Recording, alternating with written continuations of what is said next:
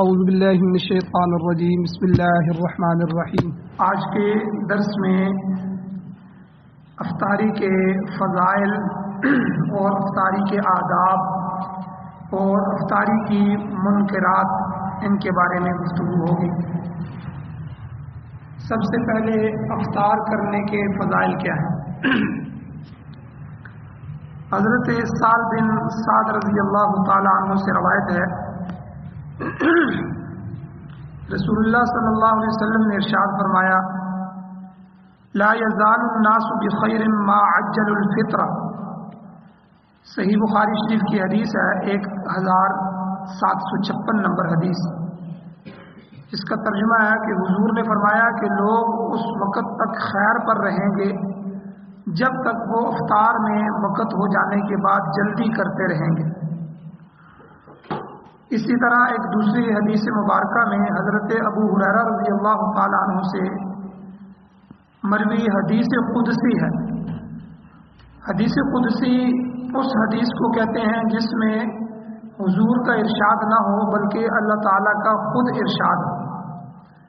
تو اس حدیث میں اللہ تعالیٰ فرماتے ہیں، احب عبادی الی اعجلهم فطرا، کہ اللہ تعالیٰ کو وہ روزے دار بہت زیادہ محبوب ہے جو افطار میں جلدی کرتے ہیں۔ ان روایات سے، ان احادیث سے نہ صرف روزہ کرنا، افطار کرنے کی فضیلت معلوم ہو رہی ہے، بلکہ افطار میں جلدی کرنے کو بھلائی اور اللہ تعالیٰ کے نزدیک پسندیدگی کا سبب بتایا گیا۔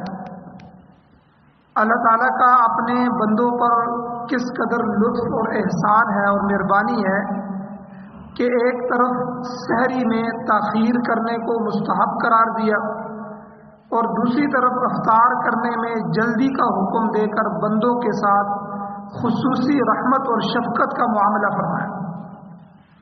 علماء کرام نے لکھا ہے کہ سحری میں تاخیر کرنے اور افطار میں جلدی کرنے کا حکم دے کر اللہ تعالیٰ ایک خاص بات کی طرف بندوں کو متوجہ کرنا چاہتا ہے۔ وہ خاص بات کیا ہے کہ اصل دین ہمارا حکم ماننا ہے، اصل دین اللہ تعالیٰ کے حکم کو ماننا ہے، نہ کہ اپنی خواہشات پہ چلنا۔ تو اللہ تعالیٰ کے حکم کو ہم نے دیکھنا ہے اور اپنی خواہشات کو نہیں دیکھنا۔ اپنی خواہشات کو ختم کرنا اور اللہ کی طرف متوجہ ہونا اور اللہ کے حکم کو ماننا، یہی اصل دین ہے۔ لہذا اگر کوئی شخص یہ کہے کہ میں سحری جلدی کروں گا اور افطار دیر سے کروں گا، تو اگرچہ دیکھنے میں اس کا روزہ دوسرے کے روزوں کے مقابلے میں لمبا ہو رہا ہے، جو سحری جلدی کر لے اور افطاری میں دیر کرے، لیکن اللہ تعالیٰ کا حکم مکمل نہ ہونے کی وجہ سے اس کا یہ عمل شرعاً پسندیدہ نہیں ہے، شریعت میں یہ پسندیدہ نہیں، کیونکہ اللہ تعالیٰ نے جب حکم فرما دیا کہ سحری آخری وقت میں کرو، تو اس لیے سحری کا وقت ختم ہونے سے 5-10 منٹ پہلے تک سحری مکمل ہو جانی چاہیے۔ اس لیے آدھی رات کو سحری کرنا یا اس سے بھی پہلے کر لینا یہ کوئی اچھی بات نہیں ہے، شریعت کی نظر میں یہ پسندیدہ نہیں۔ اور اسی طرح افطاری میں دیر کرنا یہ بھی پسندیدہ نہیں۔ اور دوسری بات، روزہ افطار کروانے کی فضیلت۔ حضرت زید بن خالد جہنی رضی اللہ تعالیٰ عنہ سے روایت ہے کہ حضور نبی کریم صلی اللہ علیہ وسلم نے ارشاد فرمایا، من فطر صائما کان له مثل اجره غیر انه لا ينقص من اجر الصائم شيئا۔ سنن ترمذی کی حدیث ہے، 807 نمبر حدیث، جس کا ترجمہ ہے کہ حضور علیہ الصلوۃ والسلام نے ارشاد فرمایا کہ جس نے روزہ دار کا روزہ افطار کرایا اس کے لیے اسی کی مثل ثواب ہے، جتنا روزے دار کے لیے ثواب ہے اتنا ہی افطار کروانے والے کو ثواب ہوگا، اس کے بغیر کہ روزے دار کے ثواب میں کچھ کمی نہیں ہوگی، یعنی جس نے روزہ رکھا ہے اس کے ثواب میں جو ہے کوئی کمی نہیں ہوگی۔ تو کسی کو کھانا کھلانا، اس کے فضائل احادیث مبارکہ میں بکثرت ملتے ہیں، کیونکہ افطار کروانے میں یہ امر موجود ہے کہ وہ دوسروں کو کھانا کھلا رہا ہے، تو وہ بھی تمام فضائل بھی اسی افطار کروانے کے فضائل میں شامل ہو جائیں گے۔ ان احادیث کے مجموعے کو دیکھتے ہوئے کہا جا سکتا ہے کہ روزہ افطار کروانے سے اللہ تعالیٰ کی طرف سے بندے کو یہ انعامات ملتے ہیں۔ نمبر 1، جب آدمی کسی کو روزہ افطار کرواتا ہے تو اللہ تعالیٰ گناہوں کو معاف کرتے ہیں، تو بندے کو گناہوں کی معافی ملتی ہے۔ نمبر 2، جہنم سے چھٹکارا ہو جاتا ہے، اللہ تعالیٰ اس آدمی کو جہنم سے، دوزخ سے چھٹکارا دے دیتے ہیں۔ اور تیسرا، روزے دار کے اجر کے برابر اس کو ثواب ملتا ہے۔ اور چوتھا، پیٹ بھر کر کھلانے اور پلانے سے قیامت کے دن حوض کوثر سے اللہ تعالیٰ اپنے حبیب کے ہاتھوں اس بندے کو ایسا سیراب کریں گے کہ پھر جنت میں داخلے تک پیاس نہیں لگے گی، کیونکہ جنت میں تو پیاس ہوگی، اسی لیے تو وہاں نہریں ہوں گی، شراب طہورہ کی نہریں ہوں گی، اور اسی طرح شہد کی نہریں ہوں گی، دودھ کی نہریں ہوں گی، تو وہاں آدمی لذت کے لیے پیے گا۔ لیکن جو ہے میدان محشر میں جب ایک دفعہ حضور کے ہاتھوں حوض کوثر پی لے گا تو پھر وہ بندہ جنت میں دانے تک جو ہے اس کو پیاس نہیں لگے گی۔ تو یہ اللہ تعالیٰ روزہ افطار کروانے والوں کو یہ 4 اعزاز اور یہ 4 انعامات اللہ تعالیٰ عطا فرماتے ہیں۔ اور اسی طرح بعض لوگ افطار کے لیے دوسروں کی طرف سے بھیجی ہوئی چیزوں سے افطار نہیں کرتے، وہ سمجھتے ہیں کہ اس طرح میرے روزے کا ثواب تو روزہ افطار کروانے والے کو مل جائے گا، یا یہ سمجھتے ہیں کہ اس طرح اس کے اپنے روزے کے ثواب میں کمی ہو جائے گی۔ تو اس حدیث میں یہ بات واضح طور پر بتلا دی کہ اس کی کوئی حقیقت نہیں ہے، کہ بلکہ حضور نے فرمایا کہ اس سے روزے دار کے ثواب میں کوئی کمی نہیں ہے، روزہ کھلوانے کا اجر الگ سے ملتا ہے، اس لیے وہاں اللہ کے ہاں یہ بات نہیں ہے کہ اس کا ثواب اٹھا کے اس کو دے دیں، اس کا ثواب اس کو دے دیں، بلکہ جس کا ثواب جس کو مل رہا ہے وہ اسی کو ملے گا، روزہ دار کو اپنا ثواب ملے گا، اور روزہ افطار کروانے والے کو الگ سے اس جتنا ثواب ملے گا۔ اور اسی طرح افطاری سے متعلق مختلف فضائل اور مختلف مسائل ہیں، وہ بھی ذہن میں رکھ لیں۔ نمبر 1 کہ افطاری جب کی جائے تو تازہ کھجور سے روزہ افطار کرنا یہ افضل ہے۔ تازہ کھجوریں نہ ہونے کی صورت میں خشک کھجور مل جائے تو اس سے پھر افضل ہے، یا اگر وہ بھی نہ ملے تو پھر چھوارے سے افطار کر لیں، اور اگر یہ بھی نہ ہو تو پانی سے افطار کر لیں۔ تو یہ گویا کہ 4 چیزیں بن جاتی ہیں۔ تازہ کھجور، کیونکہ عرب میں ان کے باغات ہوتے تھے اور وہاں سے وہ تازہ کھجوریں اتار لیتے تھے، تو اگر تازہ نہ ملے تو یہ جس طرح ہماری بازار میں کھجور ہوتی ہے خشک کھجور، یہی یا چھوارے سے پھر افطار کر لے، یا اگر وہ نہ ہو تو چوتھے نمبر پہ پانی پی لے، پانی سے افطار کر لے۔ اور یہاں یہ بات بھی سمجھ لیں، بعض لوگ کھجور نہ ہونے کی وجہ سے اس صورت میں نمک سے روزہ کھولنا افضل سمجھتے ہیں، جی نمک سے کھول لیں، اس کا حدیث میں کوئی حوالہ نہیں ہے، یہ درست نہیں ہے۔ اسی طرح دوسرا مسئلہ یہ ہے کہ جب تک سورج کے غروب ہونے کا یقین نہ ہو جائے اس وقت تک روزہ افطار کرنا جائز نہیں۔ اگر کسی نے اس گمان سے کہ سورج غروب ہو گیا ہے افطاری کر لی، لیکن بعد میں معلوم ہوا کہ سورج غروب نہیں ہوا تھا، تو اس صورت میں وہ روزہ ادا نہیں ہوگا، بلکہ بعد میں اس کی قضا کرنا لازمی ہوگا۔ اسی لیے ہمارا یہ جو نقشہ بنایا گیا ہے اس میں 1 منٹ کی احتیاط ڈالی گئی ہے، تاکہ اصل وقت سے بھی 1 منٹ اور اوپر ہو جائے، اور اگر اس سے بھی بندہ 1 منٹ اور اوپر کر لے تو یہ بھی زیادہ افضل ہے۔ تو احادیث میں منقول ہے، اسی طرح ایک اور فضیلت ہے کہ روزہ دار کی افطار کے وقت دعا قبول ہوتی ہے، اس لیے اس وقت دعا کا خوب اہتمام کرنا چاہیے۔ عام طور پر جو خواتین ہوتی ہیں وہ افطاری کے انتظام میں لگی رہتی ہیں، وہ افطاری کر رہی ہوتی ہیں اور دعا میں نہیں لگتی، انہیں بھی اس کا اہتمام کرنا چاہیے۔ افطاری کا سارا انتظام افطار سے کچھ وقت پہلے ہی مکمل کر لینا چاہیے، تاکہ وہ بھی یکسو ہو کر قبولیت کے اس مبارک وقت میں اپنے رب کے حضور دامن پھیلا سکیں، اپنے لیے، اپنی اولاد کے لیے اور اپنے تمام امور کے لیے اللہ تعالیٰ سے مانگ سکیں۔ تو اس لیے یہ گھنٹہ جو ہوتا ہے افطاری سے پہلے، یہ گھنٹہ بڑا اہم ہوتا ہے، یہ دعاؤں کا جو ہے ذکر اذکار کر لے، اس کے بعد جو ہے وہ دعائیں کرے۔ تو آج کل دعا مانگنا ہمارے لیے سب سے زیادہ بوجھ ہے، नमाज के बाद भी आप देखेंगे 2 मिनट के लिए दुआ के लिए भी बंदा नहीं बैठ सकता, और ख़ुद भी इसके अलावा भी हर वक्त अल्लाह से मांगना चाहिए। दुनियादारों से मांगते हुए हमें शर्म नहीं आती है, MPA MNA हम गड्ढे होके जाते हैं, अकेले अकेले भी जाते हैं, उनसे मांगते भी हैं, सबके सामने भी मांगते हैं, अकेले भी उनको कहते हैं। हालांकि किसी मखलूक से मांगना, किसी इंसान से मांगना ये ऐब है, ये अच्छी बात नहीं है, लेकिन अल्लाह की ज़ात से मांगना ये अल्लाह ताला इसको पसंद फरमाते हैं। बल्कि जो आदमी जितना अल्लाह से मांगता है अल्लाह ताला उसको उतना ही महबूब बना देते हैं और उतना ही उसको अता फरमाते हैं। तो आजकल मांगना बिल्कुल ख़त्म हो गया है, दुआ मांगना ये तो रहा ही नहीं। बस सरसरी तौर पर, रस्मी तौर पर हम हाथ ऊपर उठाते हैं और मुंह पे फेर लेते हैं, ये भी समझ नहीं आती कि इसमें दुआ कैसी है, क्या मांगा है। तो इसलिए ये जो घंटे होते हैं, सुबह तहज्जुद का घंटा जो होता है, और इसी तरह नमाज के बाद का जो घंटा होता है इशराक तक, और इसी तरह जो है कुछ औकात अल्लाह ने ऐसे मुकर्रर फरमाए हैं, जैसे जुम्मा का दिन है तो जुम्मे के दिन में एक घड़ी होती है, अल्लाह ताला उसमें दुआ कबूल फरमाते हैं।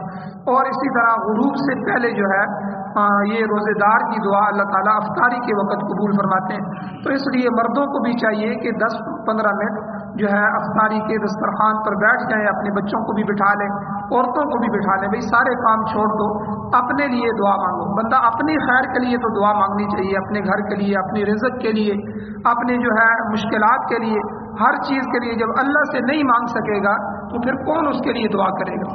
तो इसीलिए ये बात भी हदीस से मालूम होती है कि रोज़ेदार की दुआ अफ्तार के वक़्त अल्लाह ताला ज़रूर कबूल फरमाते हैं। इसी तरह अफ्तार का वक़्त हो जाने के बाद अफ्तार में जल्दी करना ये मसनून है, बिला वजह ताख़ीर करना पसंदीदा नहीं है।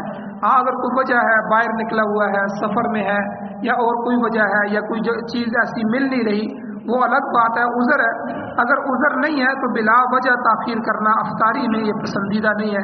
लिहाजा जब सूरज के गुरूब होने का यकीन हो जाए, चाहे वो मुशाहिदे से हो जाए या किसी मुस्तनद इदारे के नक्शे के मुताबिक हो जाए, तो फिर मज़ीद ताख़ीर नहीं करनी चाहिए, बल्कि रोज़ा अफ्तार कर लेना चाहिए। हाँ, 2-3 मिनट तक बतौर एहतियात इंतज़ार करना ये रोज़ा जल्दी इफ्तार करने के उसूल के ख़िलाफ़ नहीं है। यानी 1 मिनट जो है 2 मिनट आप इंतज़ार कर लें, ये इसके ख़िलाफ़ नहीं। अलबत्ता रोज़ा अफ्तार करने में इतनी ताख़ीर करना कि सितारे निकल आए, ये फुक़हा ने मकरूह लिखा है। तो और सितारे तकरीबन जो है सूरज गुरूब होने के 10-12-14 मिनट बाद निकलते हैं, तो इसलिए जो है इतना जो है देर करना ये मकरूह है। हमारे यहाँ जो रवाफिज़ की अज़ानें होती हैं ये इसी टाइम पे होती हैं, वो हमारी अज़ानों से जो है वो 12-15 मिनट बाद देते हैं।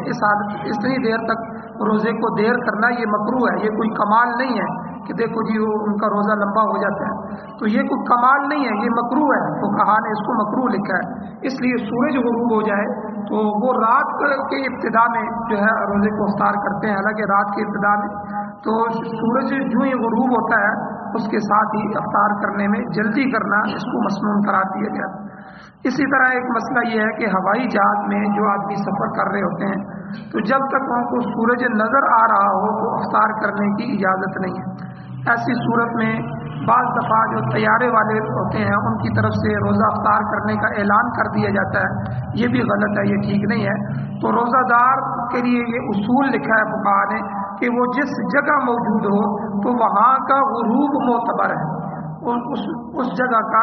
तो इसलिए अगर तैयारा जो है वो 10,000 फुट बुलंदी के ऊपर से गुजर रहा है, उस बुलंदी से सूरज का गुरूब होना दिखाई दे तो रोज़ा इफ्तार कर लेना चाहिए। तो इसलिए अगर सूरज गुरूब न हो, सामने हो, तो रोज़ा इफ्तार नहीं करना चाहिए। और बाज़ दफ़ा आप अगर मगरब की तरफ सफ़र करते हैं, मिसाल के तौर पर यहाँ से कोई आदमी सूरज जो है अमेरिका की तरफ जाता है, तो ये 20-22 घंटे का सफ़र बनता है। तो उसमें जो है इन 20-22 घंटों में 6 नमाजें आ जाती हैं। तो चूँकि सूरज आपके साथ मगरब की तरफ चलता रहेगा, सूरज ने गुरूब भी उधर ही होना है, तो इसलिए इसका दिन लंबा हो जाएगा। अगर वहाँ से कोई आदमी मशरक़ की तरफ अपने पाकिस्तान की तरफ आता है तो सूरज इधर से उधर जा रहा है, वो सफ़र करके इधर आ रहा है, اس کا دن چھوٹا ہو جائے گا. تو اس لیے نمازوں کا اعتبار بھی سورج کے اعتبار سے ہے، اور اسی طرح افطاری کا مسئلہ بھی سورج کے اعتبار سے ہے. تو اس لیے سورج نظر آ رہا ہو تو اس کو افطار نہیں کرنا چاہیے. اگر سورج اس کے سامنے غروب ہو رہا ہو تو چونکہ جہازوں میں 20-20 22 گھنٹوں کے سفر ہوتے ہیں فضا کے اندر، یہ پوری ایک معاملات ہیں، اس لیے اس میں ان چیزوں کا خیال رکھنا چاہیے. اور اگر اسی طرح کسی نے غلطی سے غروب سے پہلے روزہ کھول لیا تو چونکہ وہ کفارے سے بچ جائے گا کہ اس سے غلطی ہو جائے گی لیکن اس کا روزہ چلا جائے گا، اس لیے اس پر قضا واجب ہوگی، بعد میں وہ قضا رکھے. اسی طرح کسی غیر مسلم کی دی ہوئی چیز سے روزہ افطار کرنا یہ جائز ہے شرعاً، اس میں کوئی حرج نہیں ہے، لیکن 2 شرطیں ہیں. ایک شرط یہ ہے کہ اس کی طرف سے مسلمانوں کے دینی معاملات میں اثر انداز ہونے کا اندیشہ نہ ہو. یہ نہ ہو کہ وہ آپ کو کوئی چیز دے اور پھر بعد میں احسان بھی جتلائے، یا اس کے بعد جو ہے وہ دینی معاملات میں کوئی کام ایسا کرے کہ جس کا میں دین کا نقصان ہو. اور دوسری چیز یہ ہے کہ غیر مسلم جو چیز دے رہا ہے وہ حلال بھی ہو یا حرام نہ ہو. تو اس لیے ان 2 چیزوں کے ہوتے ہوئے اگر وہ کوئی چیز دیں تو ان کے کھانے میں کوئی حرج نہیں ہے، اس سے افطار کیا جا سکتا ہے. اسی طرح اگر کوئی شخص افطار کی دعوت دے تو اس کی دعوت بھی قبول کر لینی چاہیے. تو اس میں مسئلہ علماء نے یہ لکھا ہے کہ اس کی کمائی کے حلال اور حرام ہونے کے بارے میں خواہ مخواہ تجسس اور شک میں نہیں پڑنا چاہیے. لیکن اگر کسی شخص کے بارے میں یہ یقینی طور پر معلوم ہو کہ اس کی ساری آمدنی حرام کی ہے اور اس کے پاس اس کے علاوہ کوئی دوسرا جائز ذریعہ آمدن نہیں ہے، تو ایسے شخص کے مال سے افطاری کرنا اور اس کی دعوت قبول کرنا جائز نہیں ہے. تو یعنی اس کی ساری آمدنی سود کی ہے یا رشوت کی ہے یا غلط معاملات کی ہے تو بالکل جو ہے، کیونکہ اپنے مال سے بھی یہ شرط لگائی گئی ہے کہ حلال سے افطار کرے، تو دوسرا جو افطار کروا رہا ہے اس کے مال پہ بھی نظر رکھنا ضروری ہے. البتہ اگر کسی شخص کی آمدنی حلال اور حرام دونوں طرح کی ہے اور یقینی طور پر یہ معلوم نہ ہو رہا ہو کہ اس نے حرام آمدنی سے افطاری کا انتظام کیا ہے یا حلال آمدنی سے کیا ہے، تو ایسے شخص کے پاس افطاری کرنے کی گنجائش ہے، لیکن اس سے بھی بچنا جو ہے یہ زیادہ افضل ہے. تو اس لیے چونکہ یہ عبادت ہے تو عبادت میں یاد رکھیں حلال اور حرام کو دیکھا جائے گا. ہم جو حج کرتے ہیں، عمرہ کرتے ہیں یا قربانی کرتے ہیں، ان میں بھی اپنا ذاتی پیسہ اگر حرام کا ہے وہ اللہ کے ہاں قبول نہیں ہوگا. تو اس لیے افطاری جو ہے، چونکہ اس کا بھی حکم یہ ہے کہ حلال مال سے افطاری کی جائے، تو اس لیے کوئی دوسرا افطاری کروانے والا ہو تو اس کے مال کو بھی دیکھا جائے گا. اسی طرح عام حالات میں مسجد کی حدود کے اندر کھانا پینا مکروہ ہے، البتہ ضرورت کے موقعوں پر اعتکاف کی نیت کے ساتھ مسجد میں کھانے پینے کی گنجائش ہے. جن آدمیوں کی افطاری مسجد میں کروائی جائے ان کو پہلے بتا دیا جائے کہ بھئی آپ مسجد میں اعتکاف کی نیت کر لیں. تو اعتکاف والے کے لیے جیسے اجازت ہوتی ہے، وہ جتنی دیر کے لیے نفلی اعتکاف کریں گے ان کے لیے بھی اجازت ہو جائے گی. لیکن اس میں شرط یہ ہے کہ مسجد کی صفائی کا مکمل خیال رکھا جائے. لہذا مسجدوں میں جو افطاری کا انتظام کیا جاتا ہے اس میں بہتر صورت تو یہی ہے کہ اگر مسجد کے ساتھ کوئی کمرہ ہے، برآمدہ ہے، کوئی ہال ہے تو وہاں افطاری کا انتظام کیا جائے. لیکن ایسی اگر کوئی صورت ممکن نہیں ہے تو مسجد میں بھی انتظام کرنا جائز ہے، لیکن مسجد کے آداب کا، مسجد کی صفائی کا، ستھرائی کا مکمل انتظام ہو اور جو ہے اس کے لیے پورا خیال رکھا جائے، چونکہ یہ مسجد کی کو گندہ کرنا یہ مسجد کے آداب کے خلاف ہے. اسی طرح ہمارے ہاں جو ہے وہ افطار پارٹیاں ہوتی ہیں بہت ساری، ان میں یہ ہے کہ اللہ تعالیٰ کو راضی کرنے کے لیے کسی کو روزہ کھلوانا، اس کا افطار کروانا یہ بڑے ثواب کا کام ہے. لیکن اس کے لیے ضروری یہ ہے کہ یہ نیک عمل فیشن کے طور پر نہ ہو اور فخر کے لیے نہ ہو، ٹھیک ہے. اور اسی طرح اس کے پیچھے مفاد پرستی کا دخل نہ ہو. اور روزہ افطار کرانے میں جو ہے ایک مقاصد میں سے ایک مقصد یہ بھی ہے کہ غریبوں کی، غرباء کی غمگساری ہو، ان سے اظہار ہمدردی ہو. اس لیے افطار کروانے والوں میں غریبوں، محتاجوں، یتیموں، مسکینوں، بے آسروں اور نادار لوگوں کو بالکل ہی نظر انداز نہیں کرنا چاہیے. آج کل جو افطار پارٹیاں ہوتی ہیں ان میں بہت سی شرعی باتیں بھی موجود ہے. شرعی طور پر نمبر 1، بعض جگہ افطار پارٹیوں میں مردوں اور عورتوں دونوں کو جو ہے دعوت دی جاتی ہے، ان کا اختلاط ہوتا ہے، یہ جائز نہیں ہے.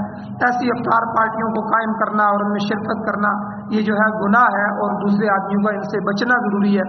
بعض جگہ اجتماعی افطاری کے لیے چندہ اکٹھا کیا جاتا ہے، جس میں جو ہے وہ زور دیا جاتا ہے، بعض کو زبردستی یا مجبور کیا جاتا ہے۔ یاد رکھیں جو ہے احادیث میں موجود ہے کہ کسی مسلمان کا مال اس کی رضامندی کے بغیر حلال نہیں ہے۔ بعض دفعہ جو ہے لوگ نماز نہیں پڑھتے، اجتماعی افطاریوں میں افطاری میں لگے رہتے ہیں اور وہ جماعت رہ جاتی ہے، ٹھیک ہے، یہ بھی سخت جو ہے وہ گناہ کی بات ہے۔ اور اسی طرح جو ہے فخر کے لیے کیا جائے، میں بھی افطار کروا رہا ہوں، یا کسی پر احسان کیا جائے اور غریبوں کو نہ بلایا جائے، تو اس میں بھی برکت نہیں رہتی۔ اللہ تعالیٰ سے دعا ہے اللہ تعالیٰ ہمیں عمل کی توفیق عطا فرمائے۔